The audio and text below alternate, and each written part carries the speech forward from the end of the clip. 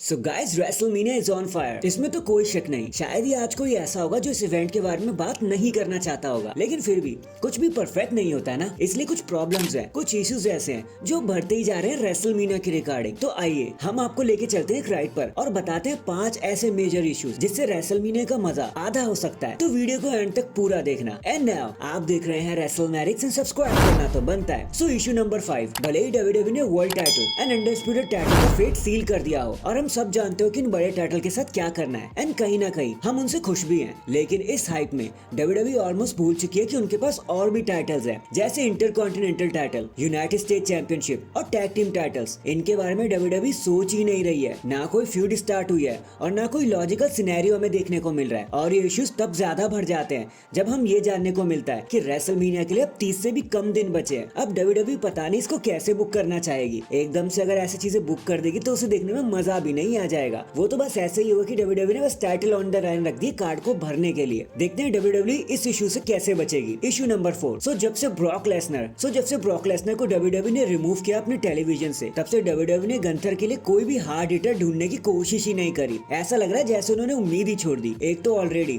वो सबसे title defend कर चुके हैं, ऊपर से ना शेमस का रिटर्न हो रहा है एंड ब्रॉन ब्रेकर भी सेम शो पर नहीं है कि उन्हें बुक कर दिया जाए गंथर के साथ। एंड अब डब्ल्यूडब्ल्यूई ने एक गॉन्टलेट भी फाइनल कर दिया है, जहाँ पर अगर आप स्टार्स को ध्यान से देखोगे ना तो आपको पता चलेगा कि उनमें से मोस्टली सारे ही स्टार्स को गंथर पहले ही हरा चुके हैं मंडे नाइट रॉ पर, जिसका मतलब साफ है कि हाल फिलहाल में किसी का रिटर्न हो गया तो हो गया, नहीं तो कुछ भी एपिकनेस नहीं रह जाएगी गंथर के टाइटल के अराउंड, क्योंकि फिर तो बस वो टाइटल डिफेंड करेंगे और आसानी से जीत भी जाएंगे, क्योंकि इस गॉन्टलेट में भी कोई बड़ा नाम नहीं है सैमी ज़ेन को छोड़कर, और उनको भी तो गंथर पहले ही चटका चुके हैं। अब देखते हैं डब्ल्यूडब्ल्यूई इस चीज को कैसे फिक्स करना चाहेगी। Issue number 3, Cody Rhodes is not the only one जिन्होंने रॉयल रंबल को जीता था, क्योंकि इस लिस्ट में एक ब्राइट नाम और भी शामिल है और वो नाम है हमारी प्यारी बेली का। अब डब्ल्यूडब्ल्यूई ने बेली को तो जैसे साइड किक बनाकर छोड़ दिया एंड उनकी स्टोरी लाइन में कोई पावर भी नहीं दिख रही। डब्ल्यूडब्ल्यूई उन्हें कोई एपिक प्रोमो भी नहीं दे रही है। लास्ट कुछ हफ्तों में देखा जाए तो पता चलता है कि बेली ने सिर्फ मार ही खाई है, सिर्फ धोखा ही देखा है, ज्यादा उनके साथ कुछ खास हुआ भी नहीं। ऐसा भी नहीं है कि उन्हें कोई न्यू थीम मिल गई या फिर कोई न्यू गियर उन्हें दे दिया उनके कैरेक्टर को हाइप पे रखने के लिए। एक तरीके से डिसरिस्पेक्ट ही हो रही है बेली की, जो उनकी प्रेस्टीज को खराब कर रही है रेसलमेनिया में लेकर। अब देखते हैं यहाँ पे चीजें कैसे सॉल्व हो पाएंगी। इशू नंबर 2, रिया रिप्ली वर्सेस बेकी लिंच। अब मैं जानता हूँ आप क्या कहोगे, आप कहोगे यहाँ तो सारा सीन ओके है भाई, इसमें मुझे क्या दिक्कत है। तो देखो दिक्कत तो है, जब बेकी ने एलिमिनेशन चेंबर को जीत ही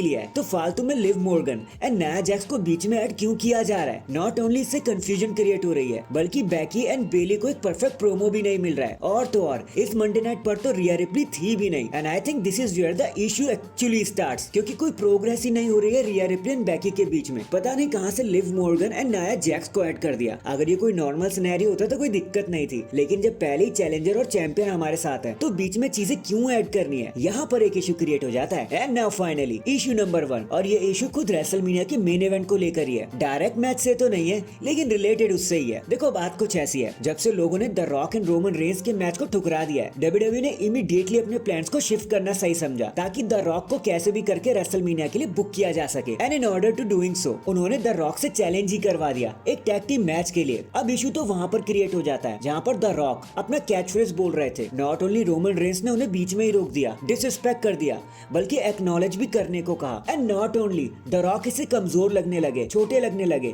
बल्कि उन्होंने अपनी इस डिसरिस्पेक्ट का कोई बदला ही नहीं लिया, बल्कि ऐसा लग रहा था कि डब्ल्यूडब्ल्यूई खुद अपने प्लान्स को ड्रॉप कर चुकी है कि अब कभी the rock versus Roman Reigns के बारे में वो सोचेंगे भी नहीं। अब क्योंकि अगर ये होता भी है तो द रॉक पहले से ही रोमन रेंस को एक्नॉलेज कर चुके हैं, झुक चुके हैं उनके सामने। अब वो फीलिंग नहीं आएगी इस मैच को लेकर जो कभी आया करती थी। सो रेसलमेनिया 40 के चक्कर में the rock versus Roman Reigns अब हमेशा के लिए रून हो गया। डब्ल्यूडब्ल्यूई ने उसे ताक पर रख दिया, और जिस तरीके से डिसरिस्पेक्ट द रॉक को मिली है ना, मेरे को नहीं लगता कि अब वो कभी इस मैच के लिए मान भी जाएंगे। So that is it guys, अभी के लिए तो बस इतना ही। और यही थे कुछ इश्यूज जो रेसलमेनिया के चलते हो गए। आपको इस बारे में क्या कहना है? आपको कौन सा इशू फेस करता हुआ दिखाई दे रहा है यहाँ पर, या फिर जो भी चीजें चल रही हैं आप उसी से खुश हो? कमेंट करके जरूर बताना। एंड चैनल पर नया है तो चैनल को जल्दी से लाइक एंड सब्सक्राइब कर दो। बाकी मैं मिलता हूँ आपसे किसी और अपडेट के साथ, तब तक के लिए अपना ख्याल रखें और खुश रहें।